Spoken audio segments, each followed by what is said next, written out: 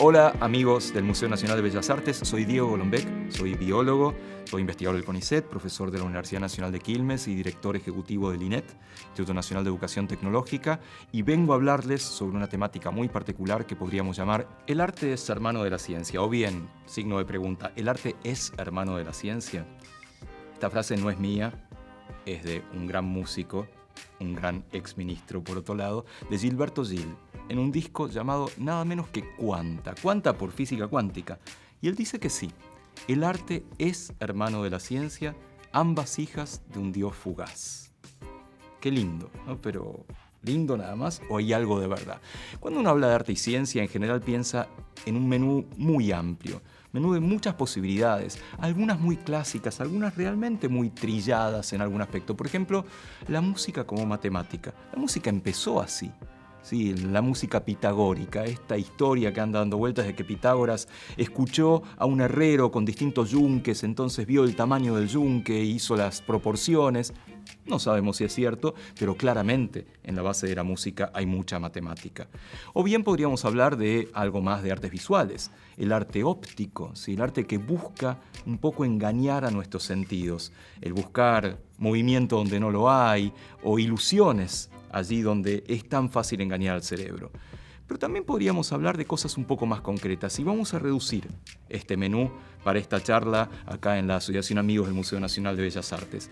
Vamos a hablar de algunas cosas nada más de esto. Por ejemplo, vamos a hablar de algunos ejemplos clásicos. Seguramente ya los conozcan, pero siempre vale la pena volver a los clásicos. Vamos a hablar de la percepción. Vamos a hablar de cómo percibimos el mundo. Vamos a hablar también de la inspiración y el cerebro, la inspiración y la neurociencia.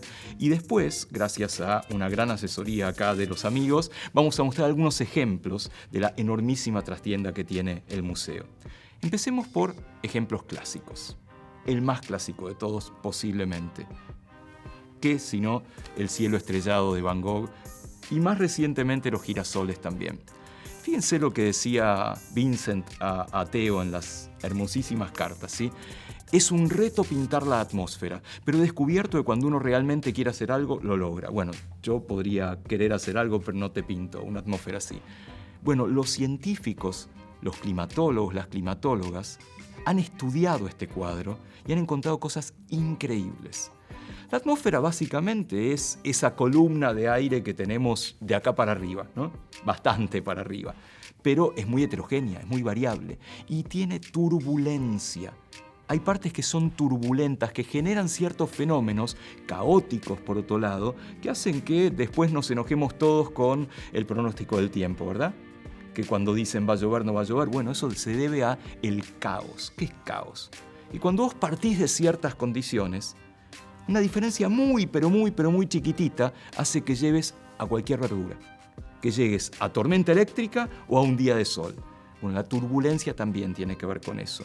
Y hay algunos científicos que estudiaron este cuadro, este famoso cuadro de la noche estrellada, lo escanearon y vieron los píxeles de cada una de las partecitas y Van Gogh había logrado encontrar la fórmula de la turbulencia de acuerdo a ciertas escalas matemáticas y físicas que no vienen al caso, pero realmente había logrado dibujar y pintar algo que los físicos todavía están tratando de entender de qué se trata.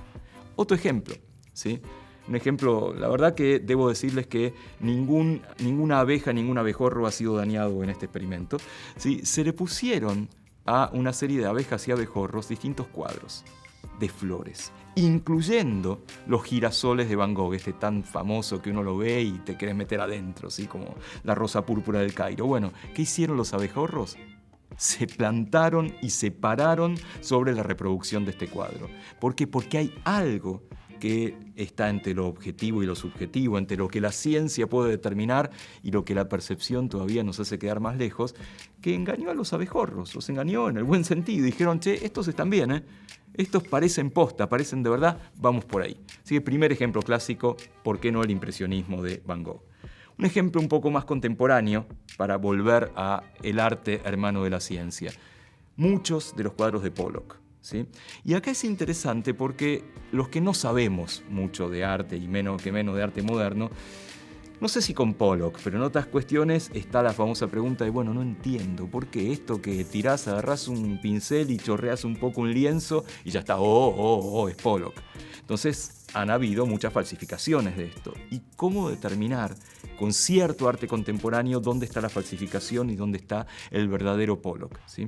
Decía Jackson Pollock, yo puedo controlar el flujo de la pintura, no hay accidente. Y eso nos lo decía a nosotros, los que pensamos, claro, agarraste un pincel y chorreaste así como hacen nuestros hijos y no es tan así. Resulta que se analizaron algunos de estos cuadros y en muchos de estos ejercicios pictóricos de Pollock apareció algo que se conocía de la física y de la naturaleza. Apareció un fractal. ¿Qué es un fractal? Fractal es aquel fenómeno por el cual dentro de un todo se van repitiendo partecitas y en cada partecita reaparece la partecita. ¿Sí?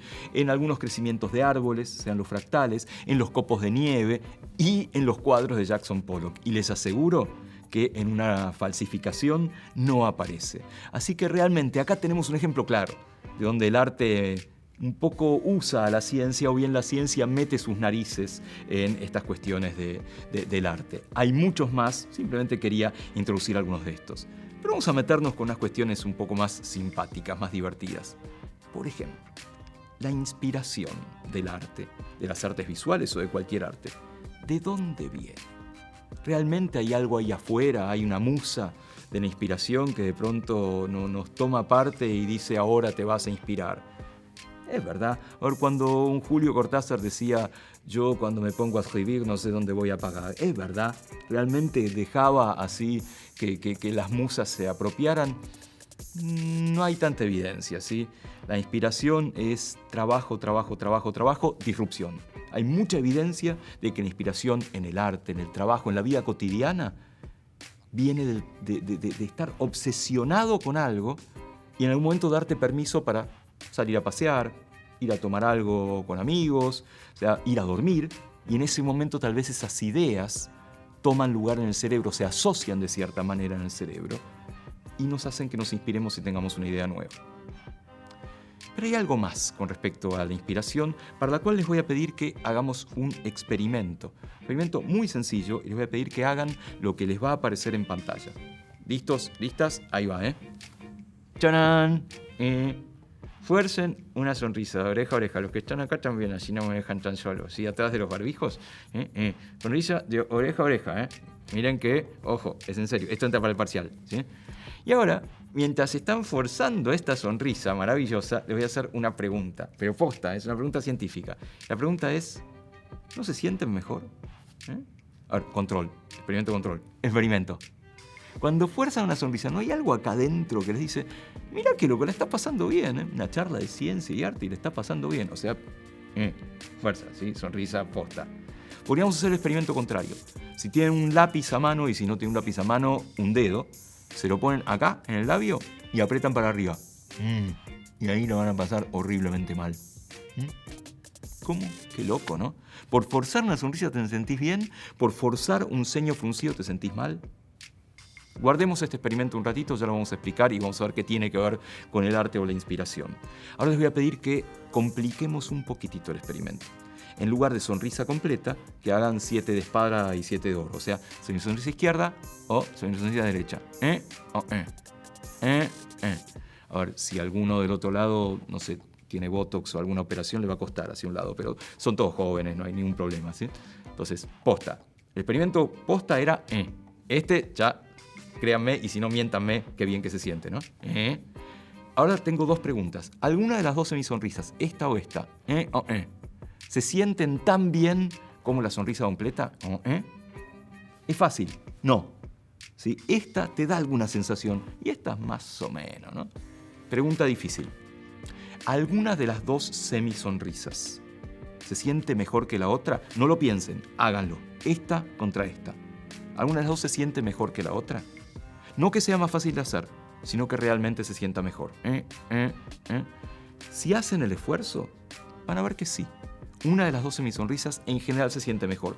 No importa cuál en este caso. Si no tienen que ir al neurólogo, no se preocupen. Esto tiene que ver con la inspiración. ¿Saben por qué?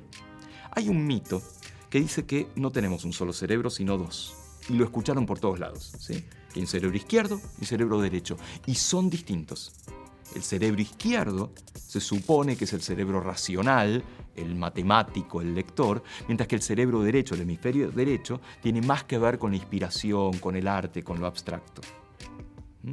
De hecho, hasta hay libros sobre esto. Hay un libro que se llama Dibujando del lado derecho del cerebro, ¿sí? De una profesora de arte que se llama Kate Edwards, no me acuerdo el nombre exactamente, creo que es Edwards, que te propone una serie de ejercicios para mejorar la acción de tu hemisferio derecho para ser mejor artista. Tan buenos los ejercicios, muy interesantes realmente.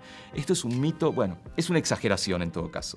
Tenemos un solo cerebro y funciona siempre todo junto, pero lo que sí se sabe es que cada mitad del cerebro controla al semicuerpo contrario. O sea, este cacho del cerebro controlaría a esta semisonrisa, este cacho del cerebro a esta semisonrisa. Si se sienten diferentes las dos, y es un poco en favor de esta exageración de que tenemos dos cerebros. Así que algo hay de esta lateralización cerebral que parte tendría más que ver con el arte, con la inspiración y parte más con la racionalidad. Es una exageración, pero tiene cierta base. Volvamos al primer experimento, al ¿Se acuerdan? Este era sentirse bien. Este es el más loco de todos. Este es extrañísimo de entender. ¿Por qué? Porque uno piensa, obviamente, que se emociona y luego actúa. ¿Vos qué pensás? Primero estás contento, luego sonreís. Primero estás triste, luego llorás. Primero tenés miedo y lo salís rajando. Bueno, ustedes acaban de demostrar con este experimento tan pavo que es exactamente al revés. Primero está el cuerpo. Uno primero actúa y después viene la emoción. Engañás al cuerpo, forzás la sonrisa y el cerebro dice, la está pasando bien. Llorás, el cerebro dice, está triste. Completamente antiintuitivo, completamente al revés de lo que estábamos pensando. Así que hay algo cerebral en la inspiración, pero es bastante diferente a lo que tenemos pensado. Cuando leemos libros de historia del arte, historia de la ciencia, en general siempre hay un capítulo que viene de la inspiración que aparece de la nada o de los sueños. Ya vimos que no. Pero ¿dónde sale esto de los sueños? Hay un montón de ejemplos de esto de que las ciencias y las artes sueños son, ¿sí? ¿De dónde viene algo que puede imaginar un Picasso, por ejemplo? Y en la ciencia, ¿de dónde vienen ideas absolutamente locas? ¿Sí? Una idea completamente loca de un químico, ¿sí? Llamado Kekulé. Y si me permiten la grosería, el chiste de los químicos es Kekulé y su hijo. Perdón, no, sé que no lo debo hacer, sí, ya se están imaginando, ¿sí? Kekulé tenía que encontrar una fórmula química del benceno, ¿sí? Ustedes conocen el benceno, lo que está en los encendedores, y no la pegaba, hacía experimentos por todos lados, no la pegaba, no pasaba nada. Cuenta Kekulé en su diario que una noche soñó con un monstruo mitológico, el Ouroboros, la serpiente que se come a sí misma, el dragón que se come a sí mismo. Y se despertó y dijo, claro, soy un nabo. Yo estaba buscando la fórmula del benceno, como si fuera lineal, empieza acá y termina acá. ¿Y si fuera un Ouroboros? Si fuera algo que se come a sí mismo, y ahí Kekulé hizo los experimentos, hizo los cálculos y encontró la primera estructura redonda de la química, primera estructura cíclica. ¿Será verdad? ¿Habrá soñado con esto? Pongámosle que sí. ¿Por qué dudar? ¿Qué es lo importante de la historia? Que Kekulé estaba obsesionado con el benceno y con su fórmula y venía trabajando durante años. Por eso pudo interpretar el sueño del Ouroboros y llevarlo a una fórmula química. Segundo ejemplo, también de la química. ¿Sí? Y para aquellos impresionables, tápense los oídos porque les voy a hablar de la tabla periódica de los elementos. ¿Se acuerdan, no? Sí, tercer año, por ahí lejos, con un ruso absolutamente chiflado, obsesionado por la tabla, llamado Dmitri Mendeleev. Cuenta Mendeleev que no la pegaba tampoco, él andaba con cartas haciendo solitarios para ver cómo tenía que ser la tabla. Y estaba una tarde en su casa, Mendeleev frente al fuego, mirando las llamas, y cuenta Mendeleev que en un momento las llamas comenzaron a bailar y le empezaron a hablar. Bueno, lo que no cuenta Mendeleev es la cantidad de botellas de vodka que tenía al lado del sillón, posiblemente. ¿Y qué le decían las llamas? Dmitri, estás pifiándola, en ruso se lo decían, por supuesto. Vos estás buscando una tabla tipo El Señor de los Anillos, una tabla para contenerlos a todos los elementos. Y no conocés todos los elementos. Hay elementos que todavía no se descubrieron. Tenés que hacer una tabla incompleta, una tabla con agujeros, que después se van a ir llenando. Dicho y hecho, Mendeleev encontró la forma de ordenar los elementos con agujeros de los elementos que todavía no se conocían.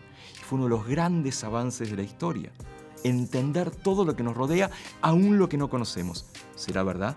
¿Le hablaron las llamas en ruso? Ponele que sí, ¿por qué negarlo? Lo importante de la historia es cómo este científico, este Mendeleev, venía trabajando en esto con esa idea obsesiva de ordenar todos los elementos terrestres. Y ahí pudo interpretar este sueño que le vino en las llamas. Segunda parte del menú, ¿sí? Hablemos un poquitito en general, ¿no?, de las bellas artes, y para eso vuelvo a agradecer la asesoría de la Asociación Amigos, además de agradecer la invitación, por supuesto, y buscar un poco en el tremendo acervo de este querido museo, no solamente el que se muestra, sino el enorme que no se muestra, para buscar algunas ideas que nos relacionen arte y ciencia, el arte como hermano de la ciencia. Un ejemplo muy conocido, ¿sí? Esta analogía de Víctor Grippo de la década de 1970, materiales, papas y cablerío. Es extraordinario, y además es extraordinario lo que nos inspira en cuanto a la ciencia. ¿Y qué nos inspira? ¿Dónde está la ciencia? Si ustedes piensan en ciencia, van a pensarla en los laboratorios, van a pensarla en fórmulas rarísimas, en gente que habla y no se entiende nada, ¿sí? Les propongo que no. Inspirados por Víctor Grippo, les propongo que pensemos en la ciencia como algo que nos pasa. La ciencia como algo que nos pasa mientras estamos ocupados haciendo otros planes. Esa frase la habrán seguramente oído nombrar, pero no de esta manera, sino de un gran científico, ¿sí?, de John Lennon, ¿no? Lennon en su último disco decía esto: la vida es eso que nos pasa mientras estamos ocupados haciendo otros planes. Y claro, la vida te pasa y no te das cuenta. Bueno, la ciencia también te pasa y no te das cuenta. Y esto me parece tan sencillo, no lo es. Nosotros pensamos que la ciencia está en otra parte, que la cultura científica es otro tipo de cultura. Y esto tiene nombre y apellido. Viene de una charla, una conferencia que se hizo hace más de 50 años, de este señor, ¿sí?, Charles Snow, un físico devenido escritor de fantasía y ciencia ficción y devenido también en ensayista, que dio una conferencia que se llamó Las dos culturas.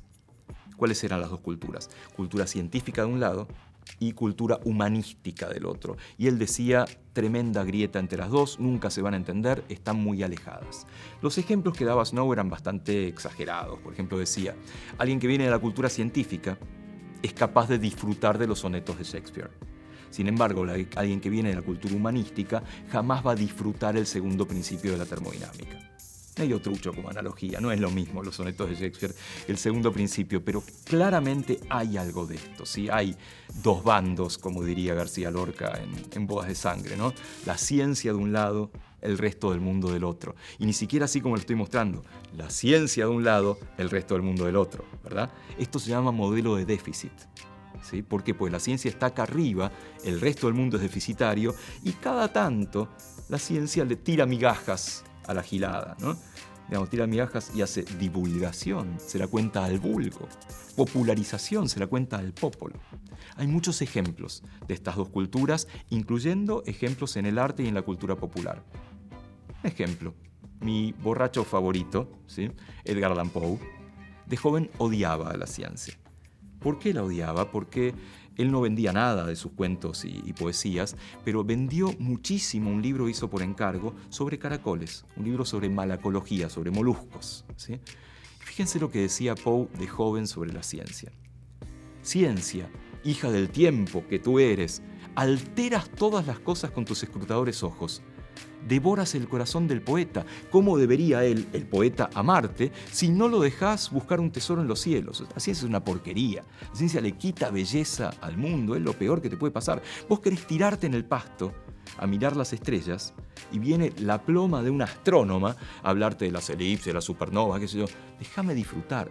Como si entender algo científicamente le quitara magia, le quitara belleza al mundo. Es exactamente lo contrario.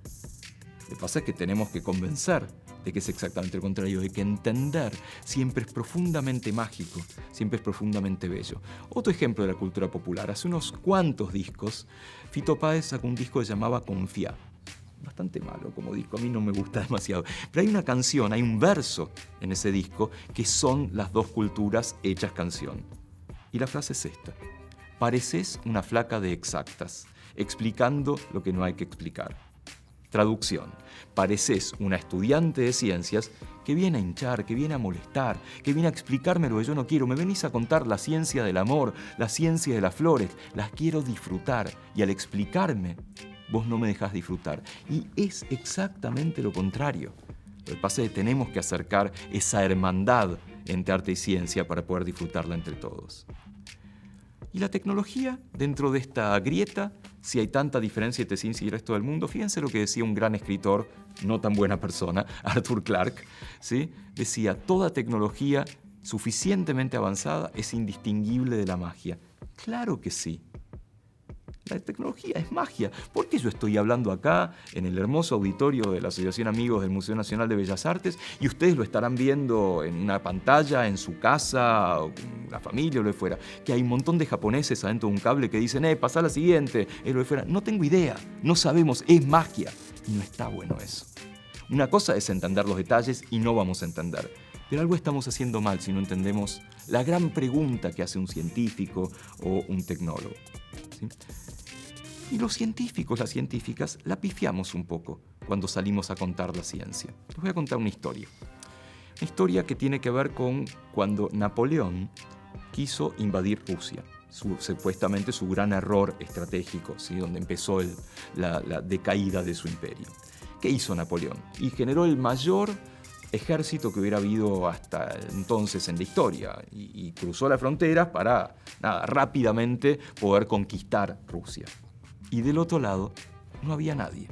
Por eso, ¿dónde están los cosacos?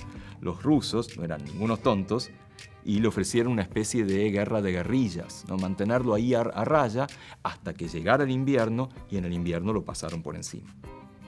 ¿Qué hacemos, científicos y científicas? Vamos con el mayor ejército que haya inventado la humanidad, la ciencia. Y del otro lado no hay nadie, porque vos vas con la antorcha de la ciencia. ¿Y quién quiere ser iluminado, evangelizado por la ciencia? Nadie. Necesitamos excusas, necesitamos otra forma de contar la ciencia. Y básicamente, ¿sí?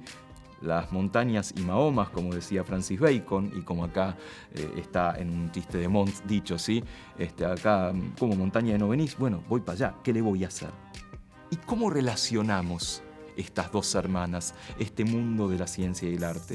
Podríamos hacer una relación preposicional, o sea, meter ciencia de un lado, arte de otro, y todas las preposiciones que todos nos aprendimos de memoria, ante, bajo, cabe, con, según, sin, so, sobre, tras, ¿se acuerdan? So. ¿Quién usa so? Por favor, ¿quién usa cabe? Sí, no importa, esa es otra discusión. ¿Con cuáles de estas podemos quedarnos? Con cualquiera, pero ¿por qué no con algunas específicamente? Preposiciones o conjunciones, y hablar de una ciencia del mundo, una ciencia en el mundo, una ciencia detrás del mundo, una ciencia y el mundo. ¿Y cómo hacer esto? Básicamente metiendo la ciencia de contrabando. Si yo les dijera que les voy a dar una charla sobre ciencia, ¿cuántos se quedan ahí del otro lado? Seamos sinceros, poquitos, ¿verdad? En cambio, si yo les digo que les voy a hablar de música, de arte, de deporte, de cosas que nos pasan todos los días, eso me habla a mí. Y ese es el gran ejercicio, no ir con la antorcha, sino meter la ciencia donde no se la esperan. Hablar de la ciencia cuando se patea un córner. Hablar de la ciencia de una melodía que puede ser alegre o triste. Hablar de la ciencia de la danza. Veamos ejemplos de esto. Por ejemplo, podríamos hablar de la ciencia que ocurre en nuestra casa. Recorramos un poco nuestra casa a buscar la ciencia. Podríamos hablar de la ciencia en la cocina, ¿no? La cocina es un laboratorio de química, de física, de biología, y pasa ciencia todo el tiempo, aunque no nos demos cuenta. Y no estoy hablando de cosas muy complicadas. Estoy hablando de que haces una tostada. ¿Qué pasa con el pan cuando lo tostás? Bueno, se calienta, obvio, ¿sí? Se pone crujiente, sí, se evapora el agua. Cambia de color. Eso no es obvio. Eso es una reacción química, la misma que le pasa a un bife, y que hace que sea todo mucho más rico, se llama reacción de Maillard. O te haces un té y le echas un chorrito de jugo de limón. ¿Qué le pasa al té? Se aclara, y se aclara mucho. No porque lo estés diluyendo, porque hay una reacción química ahí. Batís claras a nieve, ¿sí? O batís crema, y está pasando ciencia, y está buenísimo saberlo. Te vas a divertir mucho más, ¿sí? Vas a tener tema de conversación y las recetas te van a salir mejor. También podríamos recorrer un poquitito la casa y salir de la cocina y podemos irnos al baño. Yo les podría hacer una pregunta a todos y todas. ¿Cuántos de ustedes cantan cuando se bañan? Chan, chan. A ver, por las dudas reformulo la pregunta. ¿Cuántos de ustedes se bañan? Ajá. Bueno, asumiendo que se bañaran los amigos del Museo Nacional de Bellas Artes, una actividad muy recomendable por la ciencia, ¿cantarían? ¿Les gustaría cantar? ¿Alguna vez cantaron? Sí, todo el mundo canta o cantó o escuchó gente cantar en la ducha. ¿Cómo que no? ¿Por qué? ¿Por qué la gente canta en la ducha? ¿Alguna idea? Alguno estará pensando porque estamos solos y nadie nos oye. Les tengo malas noticias. Sí, cuando se van a bañar todo el mundo raja porque uno se va a bañar. Salgamos, pues. ¿No nos escuchamos mucho mejor en el baño? ¿No suena mucho mejor? ¿No somos todos Gardel? ¿No somos todos María Calas en la ducha? Sí. Porque el baño tiene particularidades. Es chico, tiene un material que no es poroso, tiene cerámicos o azulejos, con lo cual las ondas rebotan. ¿Sí? Algo pasa que los físicos estudian, no voy a entrar en detalle, que hace que suene todo mucho mejor. Por eso nos gusta mucho más cantar en la ducha, porque sonamos mucho mejor. ¿Sí? También podríamos hablar un poquitito de otras ciencias. Hablábamos hace un ratito de la ciencia en la música y acá me acompaña el bardo Azuracenturix de Asterix, ¿sí? Que no sé si han notado que las nuevas generaciones no leen Asterix y así nos va. ¿Sí? Y hay mucha ciencia en la música. Mínimo experimento. Imaginen una melodía. Tengan en la cabeza una melodía, sin letra, solo la melodía. Y ahora pregúntense, ¿esa melodía es alegre o es triste? Van a llegar a una conclusión, es más alegre, más triste, no importa, ¿sí? Pero van a decir, y sí, me parece más melancólica o lo fuera. Bueno, no es nada, ¿no? Es una serie de notas y de silencios. La alegría y la tristeza se la ponen ustedes, la pone el cerebro. Y eso pasa todo el tiempo, los compositores lo saben. Saben componer en determinadas tonalidades mayores que suenan más alegres, a veces esto es cultural también, o tonalidades menores que suenan menos alegres. Hay diferencias culturales, la música oriental o la música judía es menor, pero a veces con eso menor llegan a algo alegre, pero no importa, algo nos pasa en el cerebro. Estoy metiéndoles ciencia de contrabando, ¿sí? Y dentro de toda esta ciencia de contrabando, ¿por qué no hablar de ciencia en las papas? Que es lo que hizo Víctor Gripo, que veníamos mencionando. Básicamente, sospecho que Gripo habrá leído en algún momento que uno puede armar una pila con vegetales, con frutas, y dijo, esto es maravilloso, ¿sí? Esto es arte, esto es algo que está vivo, y yo lo voy a armar, voy a hacer una instalación, y lo voy a exponer para que la gente mire y se pregunte de qué está hablando este tipo. No está hablando de esto, de la ciencia de todos los días, la ciencia cotidiana. En este caso, la ciencia está en las papas, cablerío y un tester, un voltímetro para demostrar que esto es cierto. Otro ejemplo, ¿sí? El concepto espacial de Lucio Fontana, ¿sí? Una tela rasgada. Y esto me lleva a algo que no siempre se considera en las ciencias, ¿sí? Que es el uso de la metáfora. Claramente, yo no soy experto en arte, no soy ni historiador ni curador, simplemente soy un espectador, pero interpreto esta obra de Lucio Fontana, que además tiene por nombre El jardinero está arreglando el jardín. ¿Qué va a ser? ¿Sí? Lo interpreto como una metáfora. Yo te estoy mostrando algo, pero en realidad te estoy contando otra historia, que es un poco la definición de metáfora, ¿sí? Las metáforas son poderosísimas. No solamente en términos semánticos o en términos literarios, sino que son poderosísimas en términos de lo que te pueden hacer pensar en ciencia, te pueden llevar a otro lado, ¿sí? Con el tajo mismo de Lucio Fontana podríamos hablar de una idea, una metáfora que se ha mantenido hasta ahora, la idea de la navaja de Ockham, ¿sí? La que te divide completamente dos aguas, ¿no? De un lado una cosa, del otro lado otra. Y así avanza la ciencia, ¿no? Haciéndose preguntas, primero muy grandes, que te lleva a clasificar las plantas. Aquí están las que están con flor, aquí están las que están sin flor. Primer tajo. Después me meto en cada una de esas clasificaciones y voy haciendo tajitos más chiquitos para ver qué me queda de un lado y de otro. es la metáfora del tajo de Lucio Fontana, ¿sí? La metáfora visual que usan los físicos. Los físicos cuánticos, los físicos, los cosmólogos, los que están tratando de entender el universo, acá entre nosotros, y si no le cuentan a nadie, están bastante chiflados, ¿sí?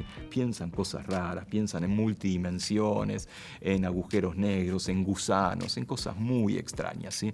Es tan difícil pensar estas cosas que los físicos y las físicas necesitan metáforas, necesitan hablar de arrugas en el tiempo y en el espacio, para poder imaginárselo como si fuera una sábana que estirás y después arrugás.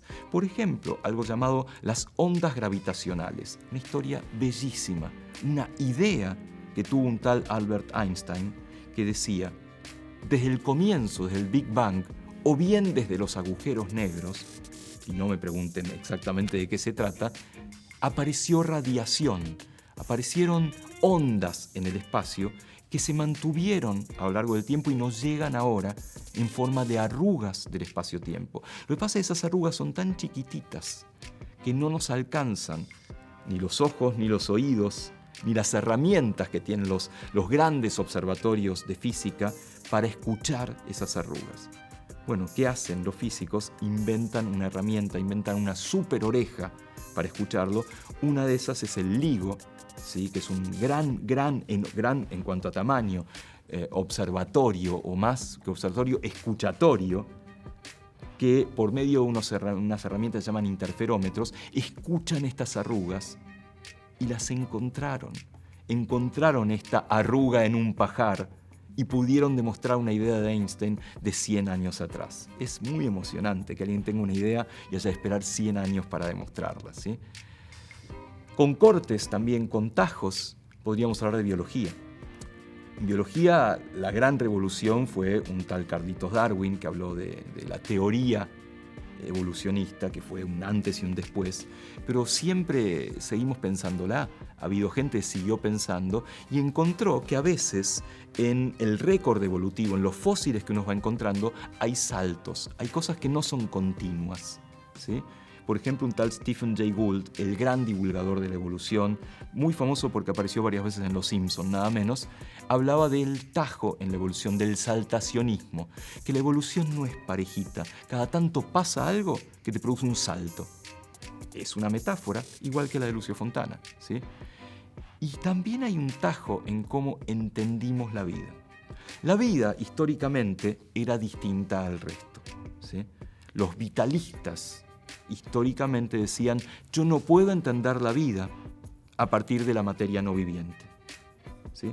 La vida es algo diferente a juntar cosas. No puedo meter cosas en una coctelera, agitar un poco y obtengo una célula viva. Y esto duró muchísimo tiempo en la historia humana. De pronto, el vitalismo empezó a pifiarlo, ¿sí? Como que quedaba un poco débil y cada vez más aparecieron hipótesis mecanísticas, hipótesis que explicaban la vida como una organización particular de la no vida.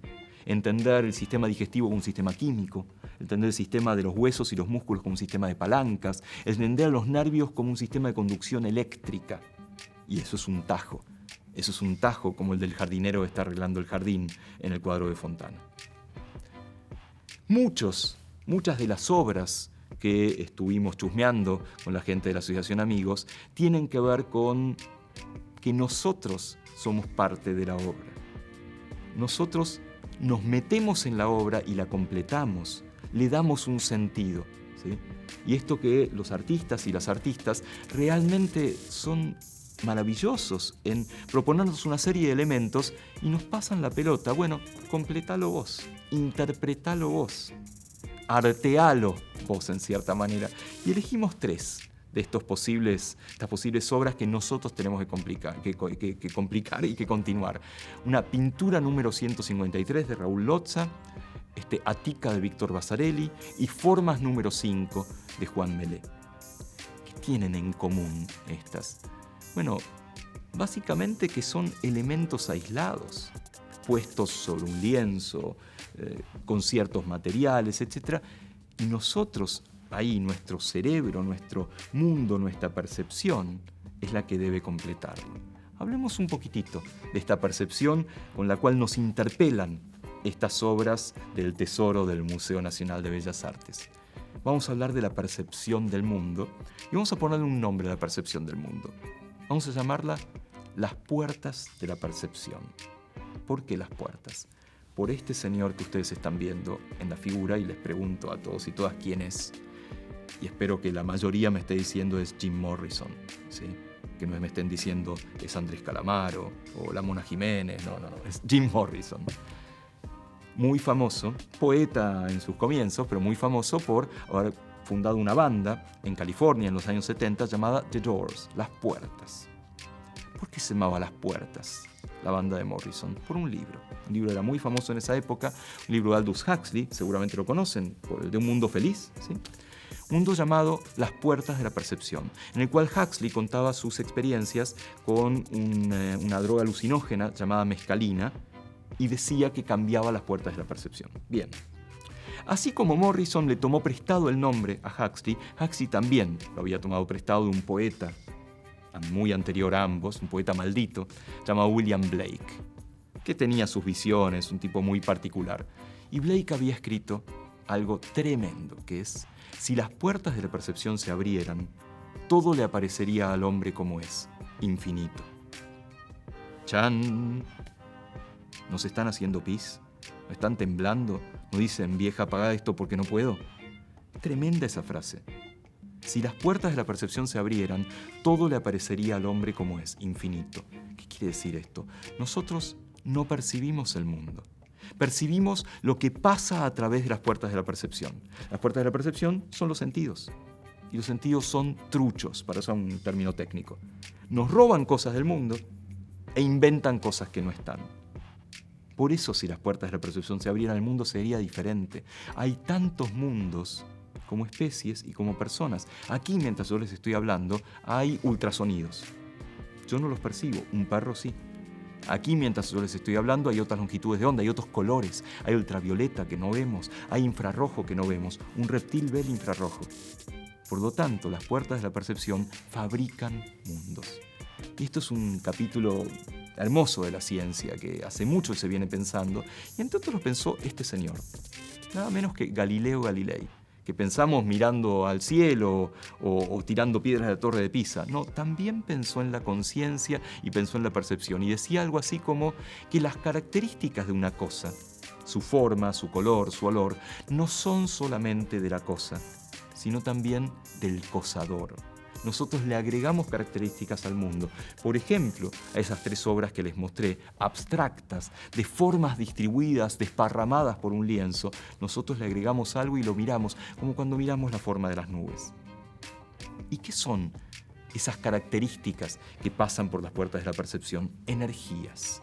Energías no en el sentido esotérico, en el sentido físico del término. Las puertas de la percepción sensan energía electromagnética, le ponen un nombre, lo llaman luz. Y hay un sentido que se llama visión que interpreta la luz. O sensan ondas de compresión de aire. Estoy comprimiendo el aire. Esto llega como sonido a través de un sentido llamado audición. O bien energía química, que las llamamos gusto o olfato. Esto es el mundo para las puertas de la percepción. Pero nosotros le agregamos cosas. Ejemplos muy conocidos de esto. Seguramente algunos de ustedes en este dibujito está arriba a la izquierda, que son manchas, no me nieguen que son manchas, algunos o algunas estarán viendo algo, ¿no? También de una forma. Entre el 10 y el 20% de la gente ve un perro dálmato ahí.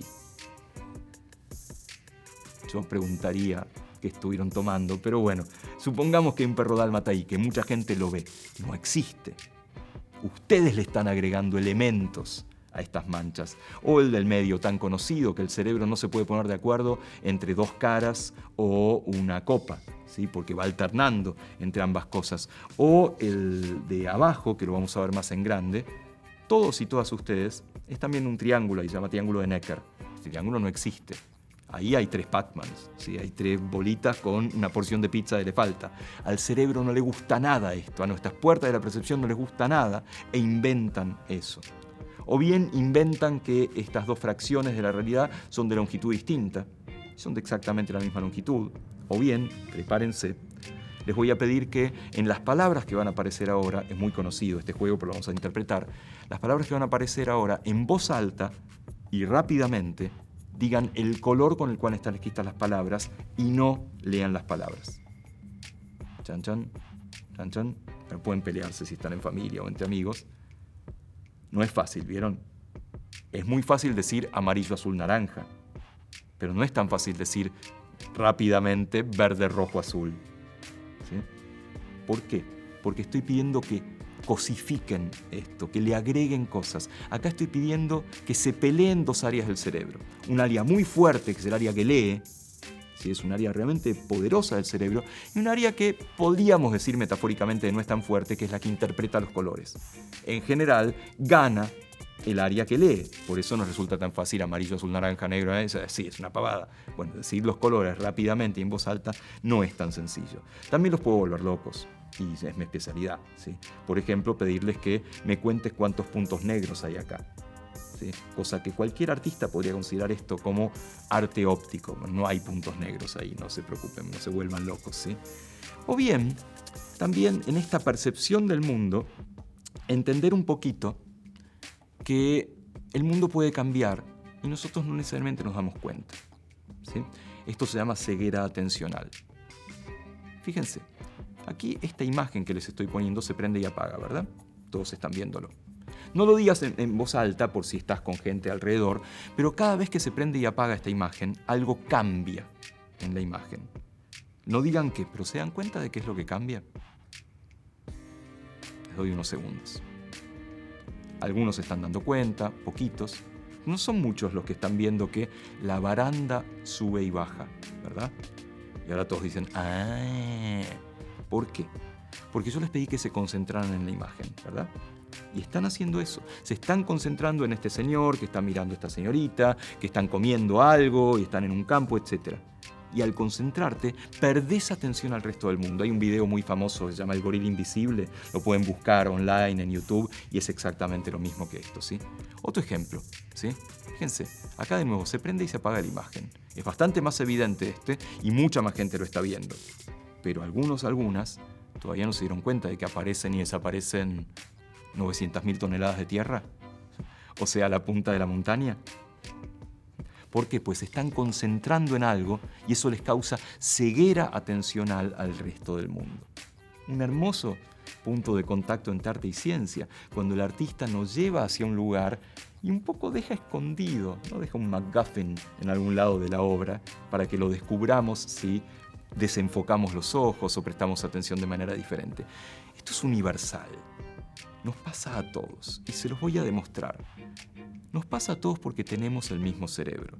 Y para demostrar que tenemos el mismo cerebro, les traje a dos amigos acá a la Asociación Amigos del Museo Nacional de Bellas Artes. Mis dos amigos se llaman Kiki y Buba. Y mi pregunta es, ¿quién es Kiki? Obvio, ¿no? Qué pregunta más pava. Mirá las cosas que dice este científico. Obvio, Kiki es el de la izquierda, el que tiene puntas. Y el otro es Buba. ¿Por qué? Esto es universal. Ustedes acaban de demostrar que son una manga de humanos, ¿sí? Porque esto es universal, los puedo poner al revés, no depende de la cultura, no depende del lenguaje, del idioma que use esa cultura, ¿sí? Hay algo que las puntas interpretamos como y lo redondo, buba, redondo nos parece eso otro. Porque tenemos el mismo cerebro, con matices, con colores, con sabores, pero vemos el mundo y lo interpretamos de la misma manera. Y el último ejemplo del acervo del museo es un cuadro extraordinario, ¿sí? Ya nos vamos a arte más clásico, que es Un matemático, de Luca Giordano, ¿sí? Del siglo XVII, que ha sido estudiado hasta el hartazgo. De hecho, si lo buscan en el catálogo digital del museo, hay un estudio muy interesante que creo que es de Burukua, que nos cuenta un poco por qué se llegó a la conclusión de que este era un cuadro de Luca Giordano y no de algún contemporáneo. Lo comparan con otros cuadros, con otras obras, y realmente es fantástico. También se interpreta lo que está en ese cuaderno que nos está mostrando el personaje, que hay algunas figuras, y por qué se llega a esto de que es un matemático. Y me parece fascinante esto para este intercambio, este punto en común entre el arte y la ciencia, porque nos lleva un poco a otra percepción, ¿no? La percepción de quién hace ciencia. Y les pido eso. último experimento de la tarde o de la noche o de la mañana cuando estén viendo esto. Imaginen a alguien que haga ciencia. Tengan en la cabeza a alguien que haga ciencia. Esto es un experimento real, se hace desde hace muchos años, sobre todo en chicos y chicas de jardín de infantes, pero vale en cualquier edad, ¿sí? ¿Ya está? Déjenme adivinar. Seguramente están pensando en este tipo de personajes, ¿verdad? ¿Sí? Están pensando en un hombre, ¿sí? Con guardapolvo, con anteojos, somos todos miopes, ¿sí? Con un sándwich en el bolsillo del guardapolvo, por las dudas, con moscas en la cabeza, porque somos todos muy roñosos, abre la boca y no se entiende nada. Personajes muy raros, ¿no? A ver, si yo les preguntara ahora, si cambiara un poco el experimento y les dijera, ahora cuéntenme, imaginen o piensen en 3 científicas con A. Tachen a Marie Curie. Los maté, ¿vieron? No hay. Es muy fuerte este arquetipo de quién hace ciencia, no solamente por género, sino por el aspecto que tiene que tener, como el matemático que veíamos en el cuadro.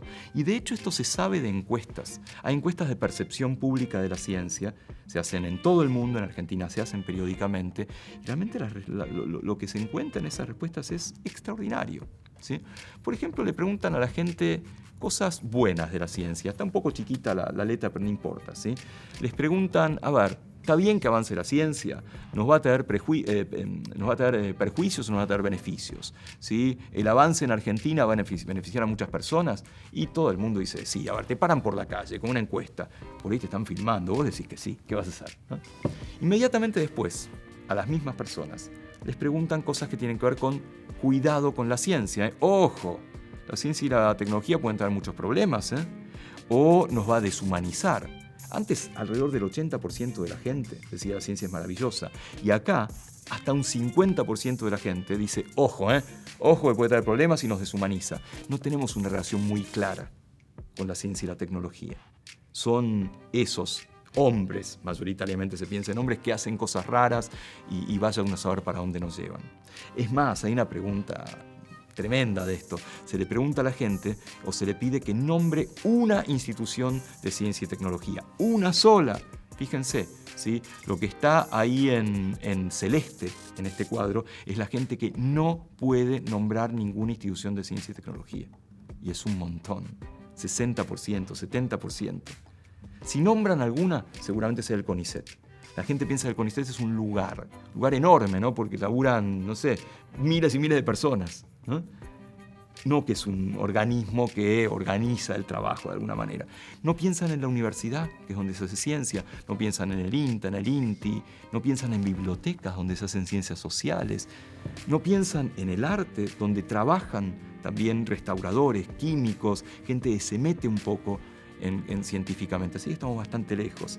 Y por otro lado, tampoco tenemos muy claro cómo empezar a promover el interés por la ciencia tempranamente. Hay una encuesta muy interesante que se les pregunta a chicos y chicas en edad escolar si les gusta la ciencia más que otras disciplinas. Piensen ustedes, ¿qué contestarán, chicos y chicas? ¿Les gusta más la ciencia o no? Y dependerá de dónde está, piensa el resultado. No importa que se lea, está muy en chiquito, pero claramente acá tenemos una serie de países. En función de si te gusta más la ciencia y en otras disciplinas, te corres más en el eje horizontal, ¿sí? El eje de las X. Claramente hay 2 componentes, ¿no? Hay un componente ahí arriba que les gusta más la ciencia, un componente ahí abajo que está más hacia la izquierda, ¿sí? Que les gusta menos. ¿Sí? Si lo dije mal, si hacia la izquierda te gusta menos, hacia la derecha te gusta más. Uno pensaría, claro, los países desarrollados van a estar entre los que les gusta más la ciencia. Los menos desarrollados van a estar entre los que les gusta menos la ciencia. Es exactamente al revés. Si miran en detalle este gráfico, los que están más hacia la derecha en el gráfico, se les gusta más la ciencia, son países más pobres, son países menos desarrollados. Mientras que los otros, ya la ciencia está por ahí un poquitito más abajo. Lo otro que se ve en este gráfico son circulitos rojos y azules. Los azules son los varones, los rojos son las mujeres. En este gráfico las mujeres están más hacia la izquierda, les gusta menos la ciencia. Es un prejuicio.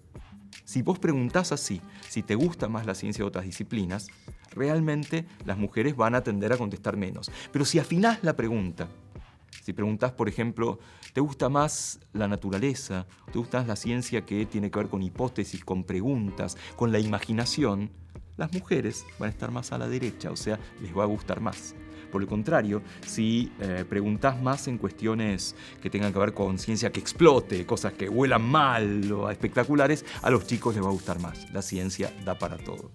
Frente a este gran diagnóstico, cabe una pregunta más todavía. ¿Qué podemos hacer los científicos, las científicas, para mejorar esta separación entre ciencia y el resto del mundo, o bien entre ciencia y arte? Un montón de cosas.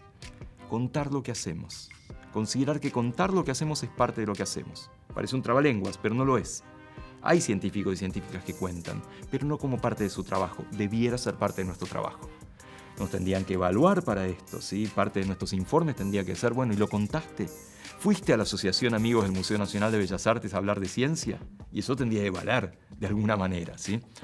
Colaborar un poco en la eterna lucha del bien contra el mal, o sea, la ciencia contra el periodismo. No se quieren mucho, ¿no? Científicos y periodistas. Bueno, esto está cambiando aceleradamente y estamos encontrando un terreno común que tenemos que abonar. Participar en la comunidad, ir a la escuela, ir al club, ir al bar. Y, por supuesto, aceptar invitaciones de la Asociación Amigos del Museo Nacional de Bellas Artes a contar de qué se trata. Vimos parte de este menú. Es riquísimo, es enorme hablar de arte y ciencia y de ciencia y arte. Y se puede hablar desde lo que quieran. Artes plásticas, música, literatura, danza, cine, teatro. El teatro como vehículo de ciencia. Pero tomamos algunos de estos elementos. Y realmente así podemos avanzar muchísimo. Se los quiero mostrar como corresponde, terminando un poco más artística y científicamente, terminando con un poema absolutamente hermoso de Raúl González Tuñón, llamado La luna con gatillo, que dice que un poema no es una mesa, ni un pan, ni un muro, ni una silla, ni una bota. Con estas cosas, ¿no? Con una mesa, con un pan, con un muro, con una silla, con una bota, no se puede cambiar el mundo. ¿Qué nos dice González Tuñón? Con el arte sí se puede cambiar el mundo. Y yo les aseguro, con la ciencia también. Y con la hermandad entre ciencia y arte, muchísimo más. Muchas gracias.